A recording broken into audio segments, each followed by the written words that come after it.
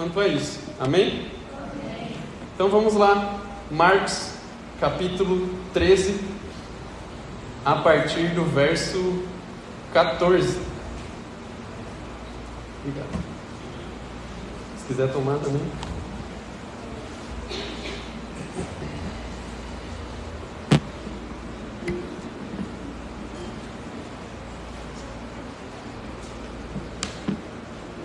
Agora sim, vamos para a introdução da palavra. Aos que estavam presentes, aos que são membros, aos que são visitantes, o sermão de hoje, ele está completamente conectado com a palavra da semana passada. Então, eu vou fazer um rápido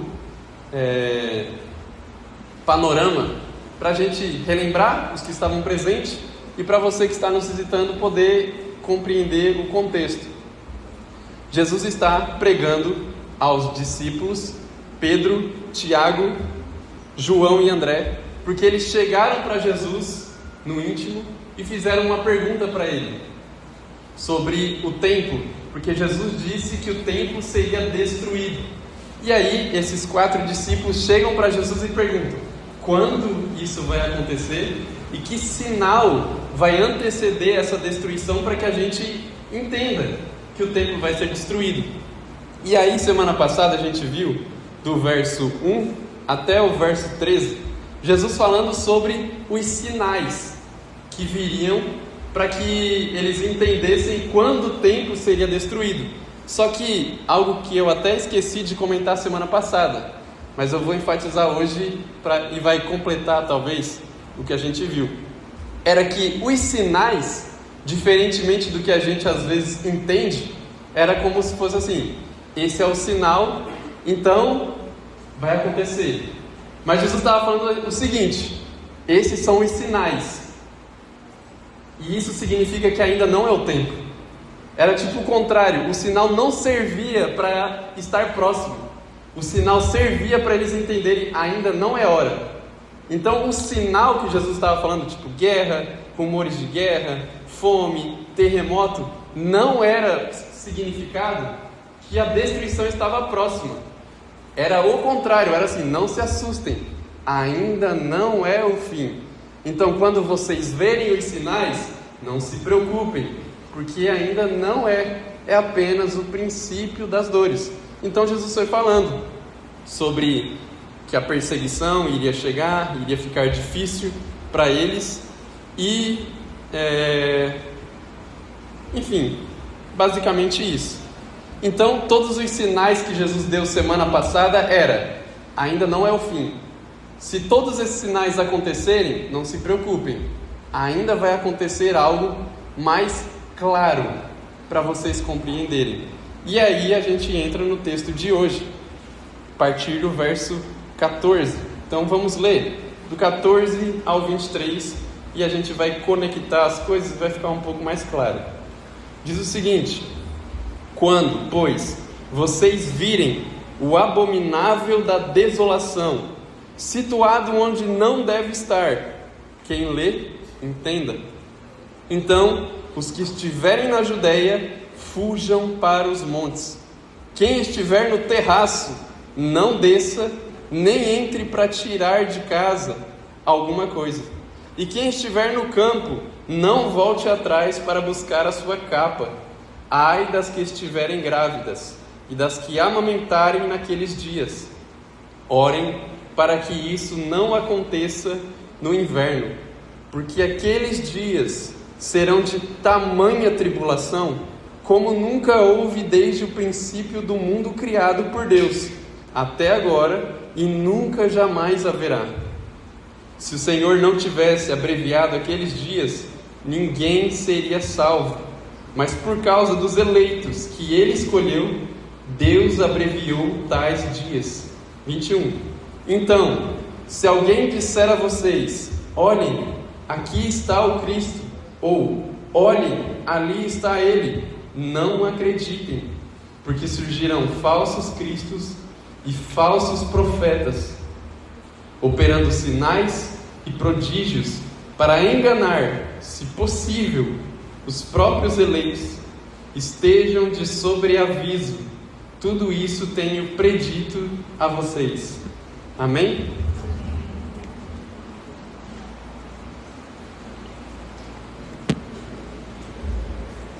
Então, o que Jesus está respondendo? As duas perguntas que os discípulos fizeram a ele. Quando essas coisas vão acontecer? Essas coisas significa quando que o templo vai ser destruído e que sinal haverá quando estiver para se cumprir. E a gente viu semana passada que esse sinal era um sinal escatológico. Ou seja, o que essa palavra difícil significa? Eles entendiam o seguinte, os discípulos: quando o templo for destruído, esse é o sinal que Jesus de fato vai iniciar o seu governo. Ou seja, quando o templo for destruído, é um sinal muito claro, é agora que Jesus precisa entrar em ação. E aí Jesus, a primeira parte, disse os sinais sobre a destruição do templo. E ele começou falando: haverá guerras, rumores de guerra, tenham cuidado para que ninguém vos engane, porque virão muito em meu nome, nação se levantará contra nação, reino contra reino, haverá terremotos em vários lugares, também fomes. Essas coisas são o princípio das dores. E aí ele foi continuando: estejam de sobreaviso, porque vocês serão perseguidos por conta do meu nome, serão açoitados, levados aos tribunais. Então você percebe que a coisa foi esquentando para os discípulos. Ele estava falando que antes da destruição do templo, os dias ficariam intensos naquele lugar em Israel. E agora, no verso 14, Jesus ele vai continuar respondendo sobre a destruição do templo, mas ele vai apontar também para uma realidade futura. E a gente vai trabalhar um pouco aqui. O verso 14, que já é de cara o mais difícil, diz o seguinte, vamos ler de novo? Perceba, olha, lá no começo, deixa eu ver onde ele fala algo bem interessante aqui que eu quero relembrar. Quando vocês virem...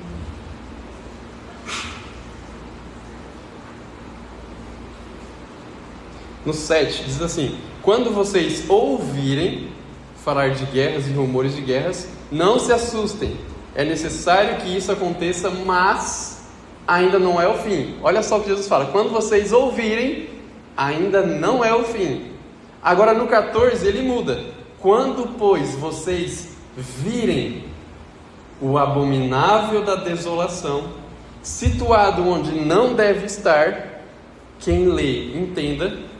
Então os que estiverem na Judéia, fujam para os montes. Olha só como mudou. A primeira parte Jesus estava falando: calma, ainda não é o fim, não se assustem, não se preocupem.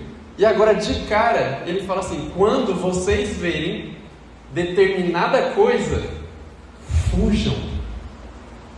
É um sinal muito claro o que Jesus vai falar agora. É algo que não vai restar dúvidas, diferentemente da primeira parte: guerra, rumor de guerra, fome, terremoto. Fica todo mundo assim: eita, aconteceu um terremoto, será que Jesus está voltando? Eita, Estados Unidos entrou em guerra com o Irã, será que Jesus está voltando? Jesus está falando: calma, ainda não é o fim.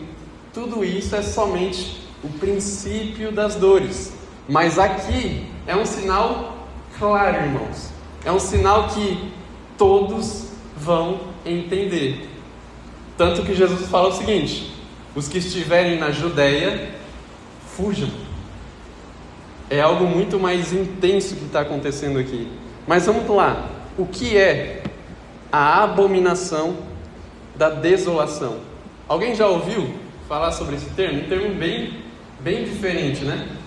Algumas versões vai estar sacrilégio terrível. Não sei se a sua versão está assim.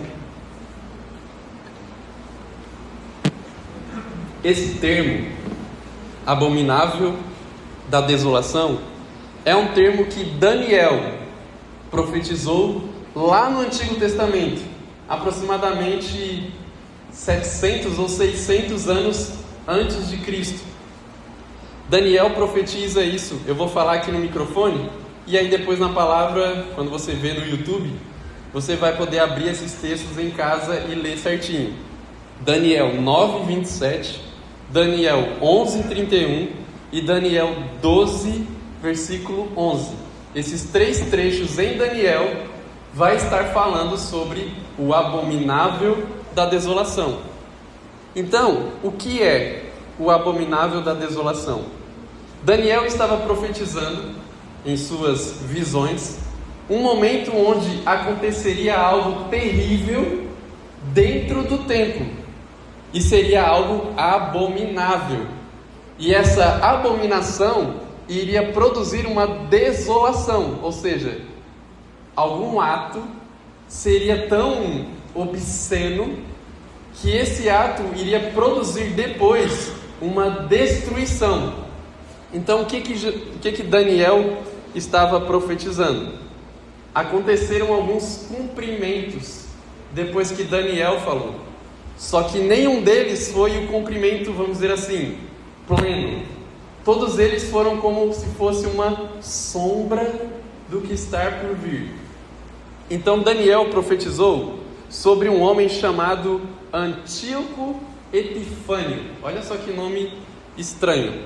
Esse cara, ele era um líder militar, e ele entrou em Jerusalém como um exército inimigo.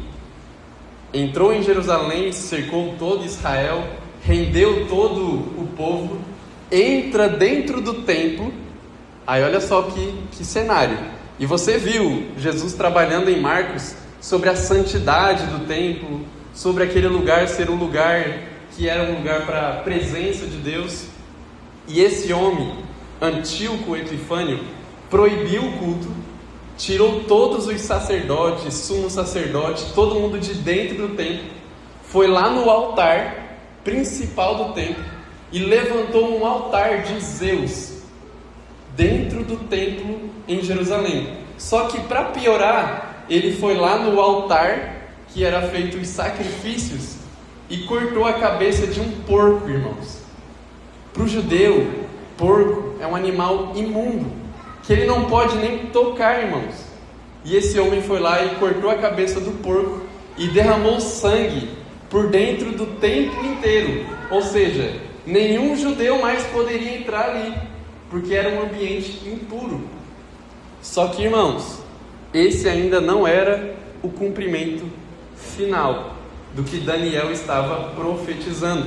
Porque Jesus fala aqui, quando vocês verem o abominável, ou seja, Jesus está falando isso depois de Antíoco Epifânio.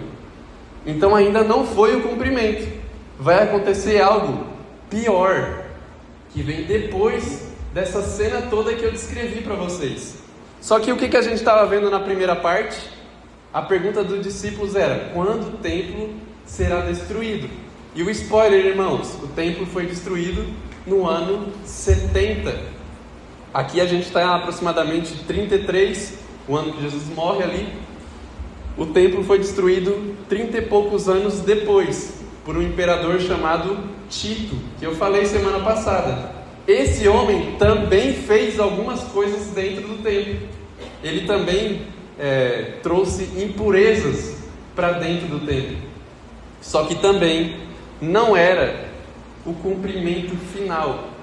Ainda que a destruição do templo para o judeu não era somente como se fosse para nós alguém vir e destruir o nosso templo aqui, irmãos. Porque a gente tem uma relação com o templo muito diferente do que o judeu tem com o templo. Para a gente, obviamente, é um prédio que fornece uma estrutura, conforto, onde a gente pode se reunir com cadeira, ar-condicionado, um lugar fixo onde todo mundo pode se reunir sem ser na casa de alguém. Mas para os judeus, irmãos, o templo significava o lugar da habitação de Deus.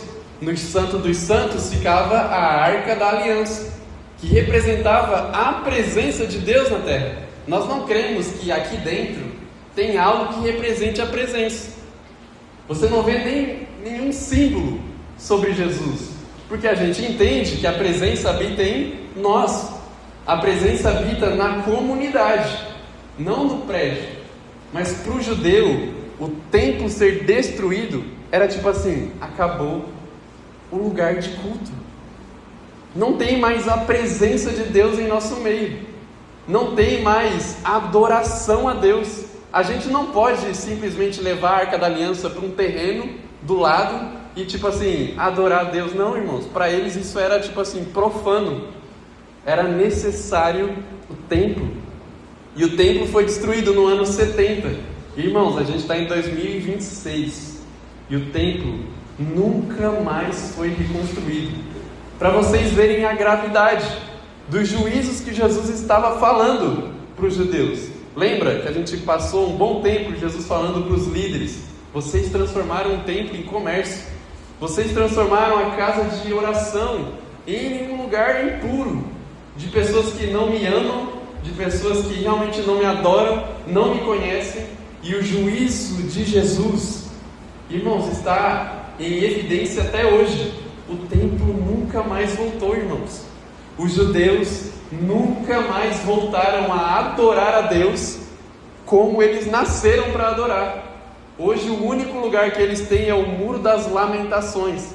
Não sei se vocês já ouviram falar disso, que é uma parede de tijolos, que seria a parte externa do templo, e aquele é o único lugar que eles têm, porque no lugar onde está o templo, ou estava, hoje tem uma mesquita de muçulmanos, ou seja, tem um templo de adoração a Alá.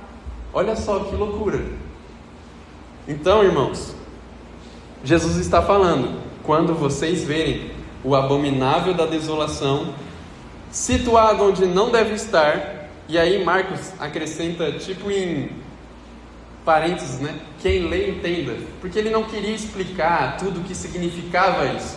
Marcos estava querendo dizer o seguinte: irmãos, basta ler Daniel. Daniel já falou, então quem lê entenda. Eu não vou explicar tudo o que Jesus disse. Quem lê Daniel entenda.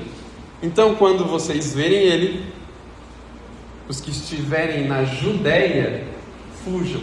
Mas Eric, o que aconteceu no ano 70? Os judeus de fato não fugiram de Jerusalém?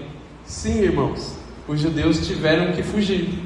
Eles viram Tito entrando no templo, abominando o templo e destruindo o templo, e tiveram que fugir. Nunca mais voltaram a adorar. Hoje Israel já voltou a ser um estado, talvez você já saiba disso, 1948. Olha só o tanto de anos que se passaram para eles voltarem à terra. Simplesmente voltar à terra, mas ainda não voltaram a adorar. Mas Tito também, irmãos, não é o cumprimento do que Jesus está falando aqui. Porque qual era a segunda pergunta dos discípulos? Qual o sinal? Qual é o sinal que vai revelar que os dias estão próximos do fim? Jesus então fala: quando vocês verem o abominável. Ele está falando para os discípulos sobre a destruição do templo, mas ele está falando para gerações futuras. Quando vocês verem o abominável da desolação, fujam. Irmãos, alguém arrisca dizer quem é esse abominável?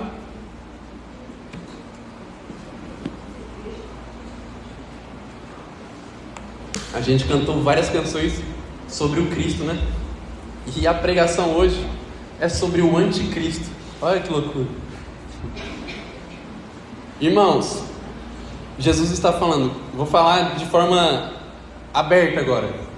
Quando vocês verem o anticristo, o anti-messias, situado no lugar santo, os que estiverem na Judéia, fujam.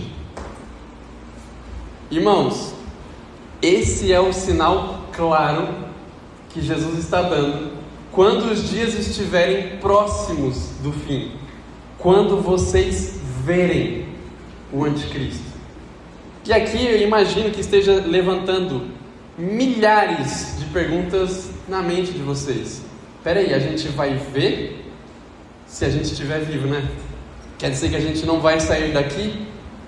É isso, irmãos. Se nós estivermos vivos, nós vamos ver o anticristo. Você não vai sair daqui, irmãos, para algum outro lugar. Jesus está falando muito pelo contrário. Se você vê, irmão, é hora de fugir. Só que calma, ele não está falando para quem está aqui em Capitão Poço. Você percebeu, né? O texto está falando, os que estiverem na Judéia, fujam. Por quê, irmãos? Eu não vou conseguir me aprofundar em tudo que o anticristo vai fazer. Eu nem quero fazer isso agora. Mas vai chegar um determinado momento onde esse homem vai aparecer, irmãos. Ele vai aparecer em Israel, situado no lugar santo. Só que a pergunta é, irmãos, cadê o lugar santo? Não tem lugar santo. Onde ele vai aparecer hoje em Israel se não tem lugar santo? Não tem lugar de culto. Não tem lugar de adoração judaica. Então isso já é uma resposta rápida para vocês. O anticristo não vai aparecer hoje. Entendeu? O anticristo não vai aparecer provavelmente amanhã, nem no próximo mês, irmãos. Porque tem uma disputa lá muito difícil de ser resolvida. No lugar onde deve estar um templo judaico, tem um templo muçulmano, irmãos. Então alguma coisa vai ter que acontecer no futuro. Enquanto isso, a gente fica com a primeira parte do aviso de Jesus. Não se preocupem, ainda não é o fim, irmãos. Ainda não é o fim, mas, como ele começa, quando vocês verem o abominável da desolação no lugar santo, então os que estiverem na Judéia, fujam. Por que os que estiverem na Judéia, irmãos? Porque a perseguição, ela não vai começar aqui no Brasil, irmãos. O anticristo, ele não vai ser o presidente do Brasil. O anticristo, ele não vai ser o presidente dos Estados Unidos. O anticristo também não vai ser um papa, irmãos. O anticristo, ele vai aparecer no Oriente Médio como um líder que vai invadir aquela terra. Você vai ver o papa, irmãos, invadindo uma nação. O papa com 80 e poucos anos. Você não vai ver, irmãos. Vai ser um homem, líder de uma nação. Isso vai, eu estou já dizendo isso com clareza para vocês, baseado em outros textos, mas eu não vou trabalhar sobre isso agora. Mas a perseguição, ela começa onde? Em Israel. Quem se preocupará primeiro são os judeus, porque a perseguição, ela vai começar com os judeus. Algo muito intenso, irmãos, está por vir com esse povo que já sofre desde que é povo, desde do início da sua história. Mas Jesus deixou reservado, calma. Infelizmente, o pior ainda está por vir. Vai ser muito pior do que Hitler.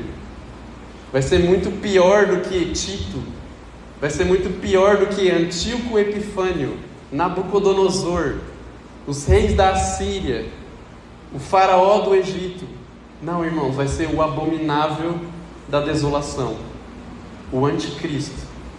Ele começará essa perseguição aos judeus. Então Jesus, ele fala, não, como a gente viu na primeira parte, a perseguição vai aumentar. Quem estava aqui vai lembrar, mas o foco é pregar o evangelho.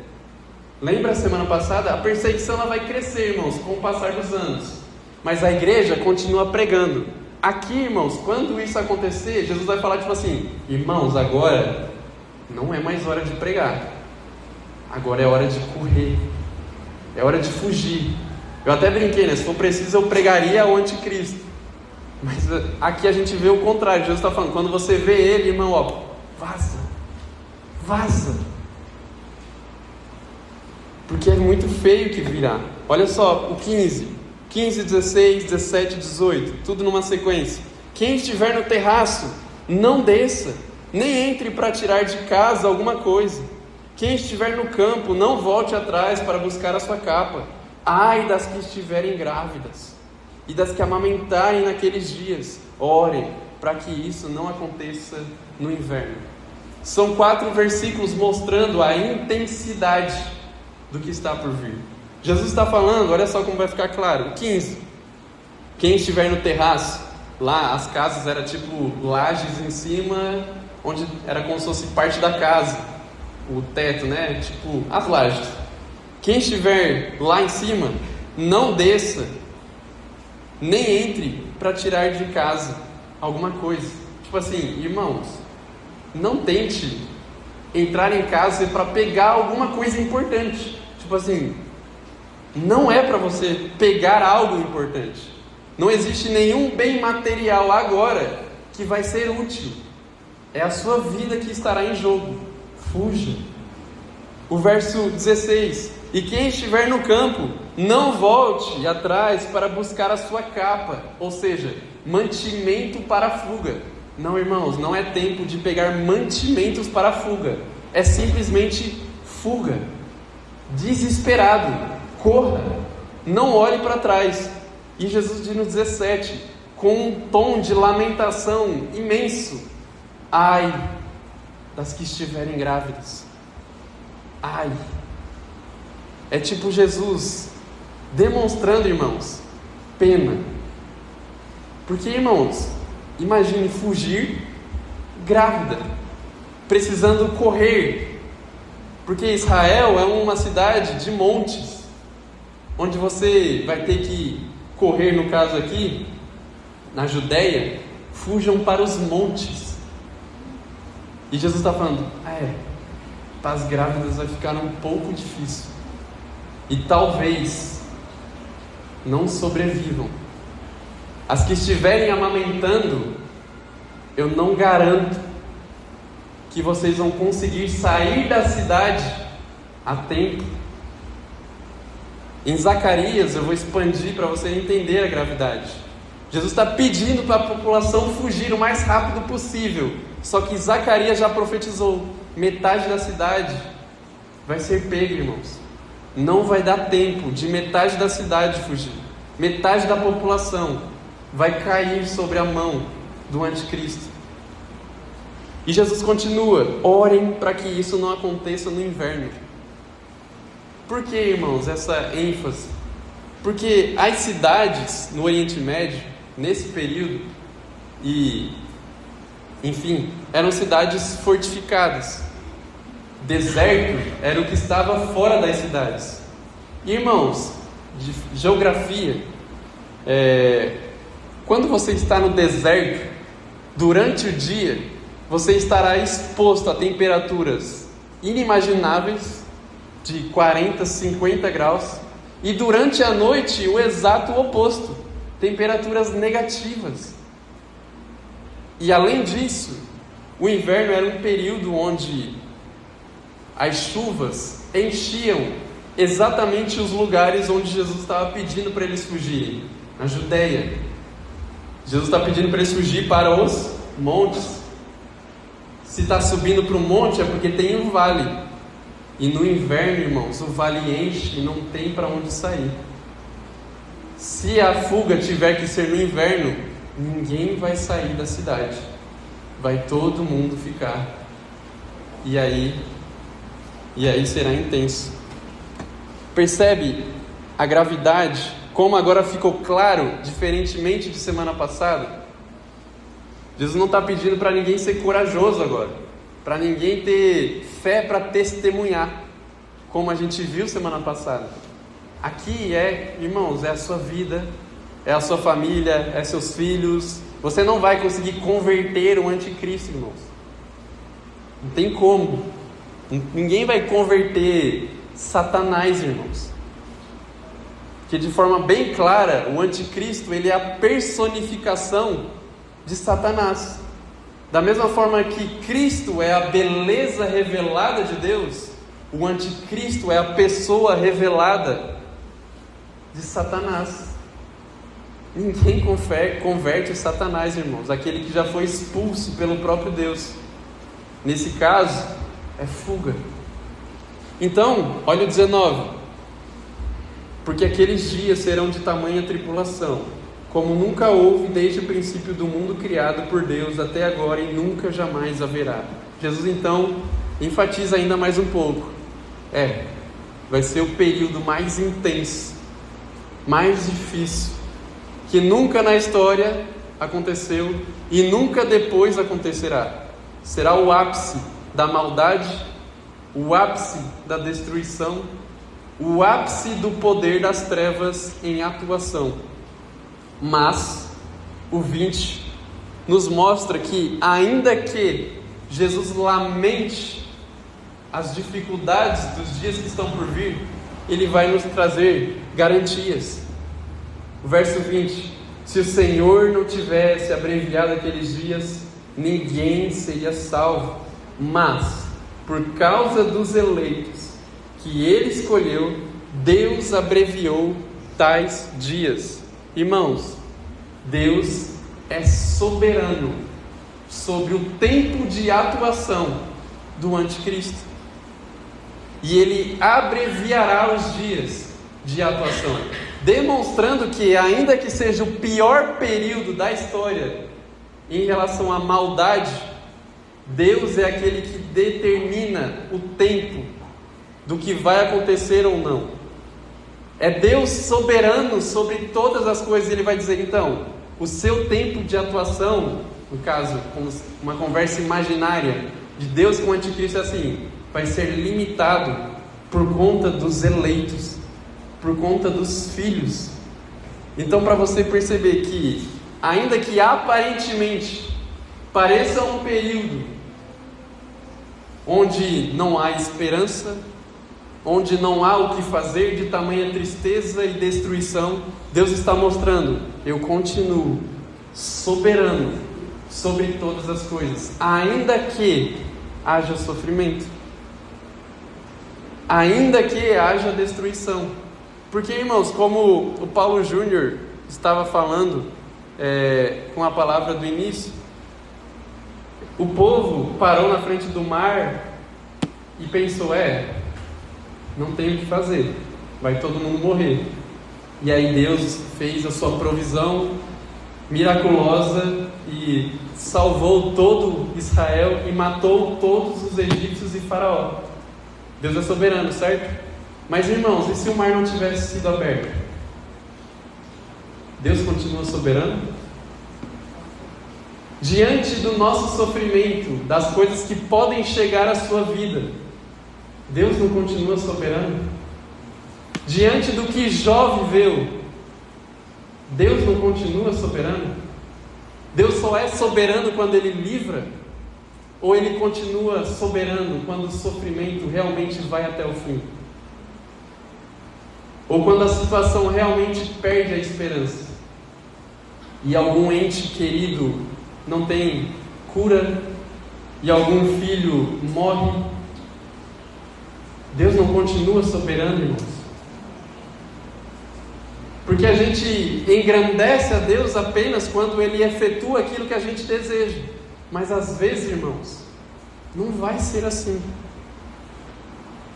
Às vezes o livramento não chega.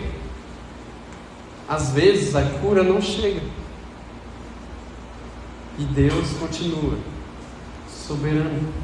Porque ninguém explica, irmãos, a sua vontade. Ninguém explica a sua onisciência. Por que Deus não fez? Irmãos, quem somos nós para questionar o Criador? Mas Ele está falando que diante daquele tempo, Ele abreviaria os dias. Porque se Ele não abreviasse, ninguém seria salvo. Mas perceba, ainda que Ele abrevie, talvez nem todo mundo resista durante aquele período. Mas Ele abreviou para que nem todos morram durante aquele período. O 21. Então, se alguém disser a vocês: olhem, aqui está o Cristo, ou olhem, ali está Ele, não acreditem, porque surgirão falsos cristos e falsos profetas, operando sinais e prodígios, para enganar, se possível, os próprios eleitos. E aqui a gente tem uma parte interessante, irmãos. Perceba, Jesus se iniciou o trecho falando: quando vocês verem, vocês vão saber que é o momento. Mas aqui, olha só, então, se alguém aparecer dizendo: aqui está Jesus, ou ali está Ele, não acreditem, porque surgirão falsos cristos e falsos profetas, operando sinais e prodígios. Vamos por partes. Primeira parte, Jesus colocou de novo falsos cristos e falsos profetas. Por quê, irmãos? Percebe? Ele repetiu. Na primeira parte ele já falou sobre isso. O primeiro versículo, lá no 6. Muitos virão em meu nome, dizendo, sou eu, e enganarão a muitos. Por que ele repetiu a mesma advertência agora, de novo? Se alguém disser, olhem, aqui está o Cristo, olhem, ali está Ele, não acreditem. Nesse caso, irmãos, Jesus está falando primeiramente sobre a advertência daqueles que vão estar anunciando a vinda dele sem ainda ser a sua vinda. Vão estar enganando o povo com os sinais sobre a chegada dele. Irmãos, ainda não é. Muitos virão se levantando, trazendo, irmãos, confusão sobre a volta de Jesus. Confusão, irmãos. E talvez você é alguém que vê vídeos de pessoas falando sobre o retorno de Jesus. Irmãos, há muita confusão sobre esse assunto. Só que Jesus está deixando claro, não vai ter confusão. Quando vocês verem, não vai restar dúvidas, mas terão muitos falsos profetas ensinando de forma enganosa sobre o retorno de Jesus. Mas ele amplia isso, porque surgirão falsos cristos e falsos profetas operando sinais e prodígios. Irmãos, aqui a gente tem agora algo muito sério. Muito sério. Muito sério. Sinais e prodígios. Você nunca me viu realizar nada aqui, a não ser pregando, ensinando alguma coisa. Mas, irmãos, preste atenção. Vai chegar um dia, em breve, que se levantarão homens produzindo sinais e prodígios de forma inacreditável.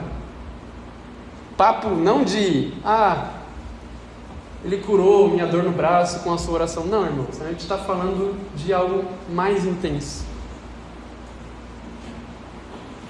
Falsos mestres realizam sinais e prodígios. Falsos cristos realizam sinais e prodígios.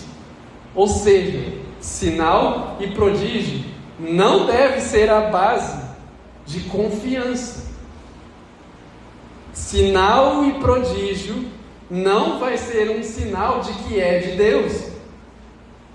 Porque lembra quando aqueles chegaram a Jesus? Jesus, Senhor, Senhor, em teu nome profetizamos, expulsamos demônios, curamos pessoas. Ele vai dizer, eu nem sei quem são vocês.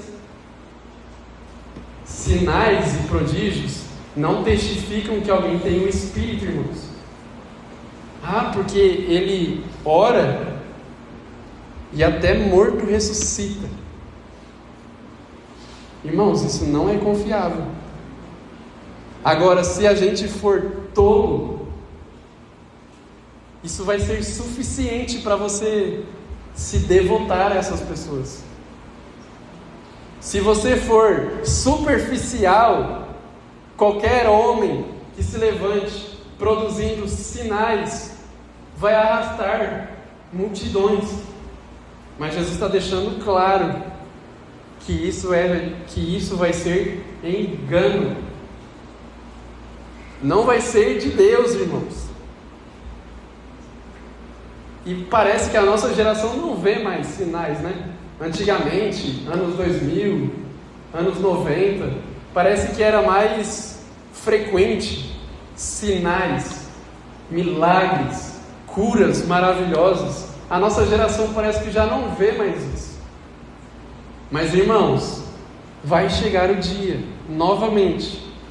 E aqui, algo muito mais intenso. Eu não estou falando de pastores, irmãos. Eu não estou falando de crentes aqui. Eu estou falando de falsos cristos, falsos profetas, que vão dizer ser algo e que não são, irmãos.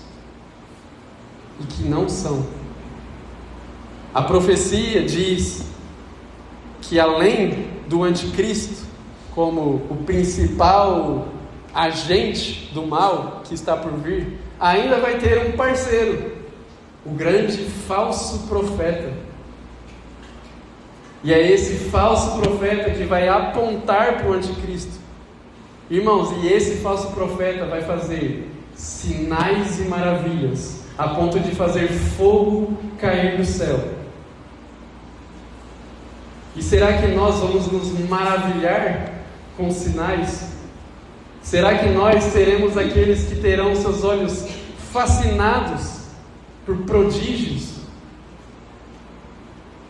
Jesus está nos alertando para que a gente entenda que aquilo que de fato testifica a verdadeira espiritualidade e a verdadeira vida cheia do Espírito não são os sinais, mas são os frutos. Você não vai medir uma pessoa em sua espiritualidade pelos seus sinais espirituais, irmãos.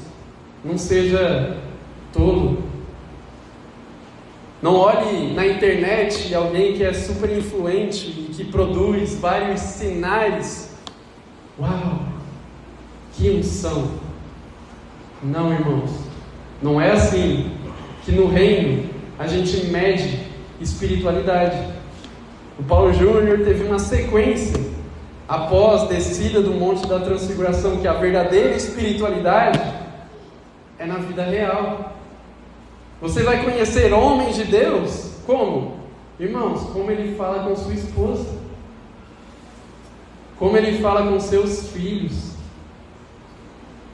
se ele é rápido em perdoar, se ele é manso, se ele é humilde, se ele é generoso. Isso é sinal de espiritualidade, irmãos. Ressuscitar mortos não é sinal de espiritualidade, irmãos. Parece estranho, né? Caraca, mas ressuscitar mortos? Tipo assim, como que essa pessoa tem poder para fazer tal coisa? Irmãos, não é só Deus que tem poder para fazer sinais. Não é só Deus que tem poder para fazer sinais. Então, Jesus está chamando os discípulos a não olharem para sinais e prodígios. Mas perceba, ele diz, para enganar, se possível, os eleitos de Deus, novos nascidos, novas criaturas, não serão enganados, irmãos. Não serão enganados. Perceba, o anticristo vai aparecer. Ai, eu sem querer, eu vou expandir aqui de forma bem limitada, só para você entender e tirar o medo rápido da sua consciência. Ah, o anticristo apareceu e sem querer eu coloquei a marca da besta. Ah, que grande temor, irmãos. Mas, irmãos, os eleitos não serão enganados. Você não vai colocar algo sem querer, irmãos. Você não vai ser enganado pelo anticristo se você for eleito. O questionamento agora fica diferente. Não é se o anticristo tem poder para fazer algo ou não, é se eu sou eleito ou não. Porque se você é eleito, irmãos, você não vai ser enganado. Mas o sinal vai ser tão miraculoso que, se possível, enganaria até os eleitos. Se seria possível até enganar os eleitos, quanto mais os ímpios, quanto mais aqueles que não possuem o Espírito, para você entender o nível de gravidade do que está por vir. Multidões serão arrastadas, irmãos, por esses que produzem sinais. Multidões. O verso 23 ele vai dizer: estejam de sobreaviso, tudo isso eu tenho predito a vocês. Jesus finaliza dizendo: a sua grande recomendação começa no versículo 5 dizendo: tenham cuidado para que ninguém vos engane. E termina como? Estejam de sobreaviso, porque tudo eu predisse a vocês. O que nós, como eleitos, devemos fazer? Vigiar. Estarmos atentos. Os eleitos estarão atentos. Os eleitos estarão de sobreaviso. Jesus está advertindo aqui uma igreja e hoje eu estou advertindo vocês. Estejam atentos. Tudo Jesus já predisse. Se somos eleitos, não seremos enganados. É isso que ele está falando. E agora, de forma breve, eu queria trazer algumas aplicações para nós. O primeiro é, quando verem. Então, irmãos, os sinais, até a gente ver isso acontecer, permanecerão uma grande incerteza. Guerras, rumores de guerras, terremotos, fome, pandemias, o caos no mundo, irmãos. Mas calma, isso não é o fim. Isso não é o fim. E o apóstolo Paulo, ele fala isso na carta aos Tessalonicenses. Eles estavam, tipo assim, correndo dentro da igreja, batendo a cabeça um no outro, com medo que o dia do Senhor havia chegado, ou seja, Jesus iria retornar. E Paulo está falando assim: peraí, por que vocês estão tão agitados? Por que vocês acham que Jesus já está voltando? E aí ele fala, eu vou parafrasear porque eu não lembro exatamente como ele diz, mas nem se alguém escrever uma carta, nem se descer um anjo do céu, nem se aparecerem pregadores falando, não deixem ninguém mexer com a cabeça de vocês, porque primeiro, antes da vinda, é necessário acontecer duas coisas: uma, a apostasia, e segundo, a aparição do anticristo. Paulo está falando, por que vocês estão tão agitados com a volta de Jesus? Com medo, desesperado? Ele vai falar, calma, tem duas coisas que marcam o tempo, e se essas duas coisas não acontecem, irmãos, eu vou fazer a afirmação do ano aqui: Jesus não volta hoje. Jesus não volta hoje. Se eu morrer agora, é outra história, irmãos. É outra história, porque daí é o indivíduo. Mas a volta, o retorno glorioso, a aparição que todo olho verá, não acontecerá até que aconteça a apostasia e a aparição do anticristo.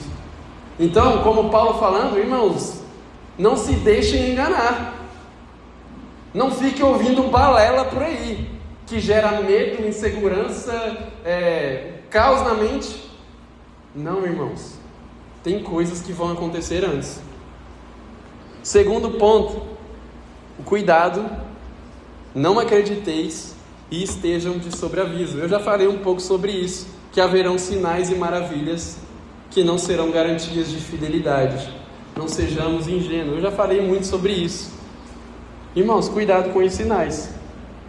Se a palavra não estiver sendo pregada, se o evangelho não for o centro, se o Cristo crucificado não for o centro, qualquer sinal que esteja no lugar disso, irmãos, não dê ouvidos.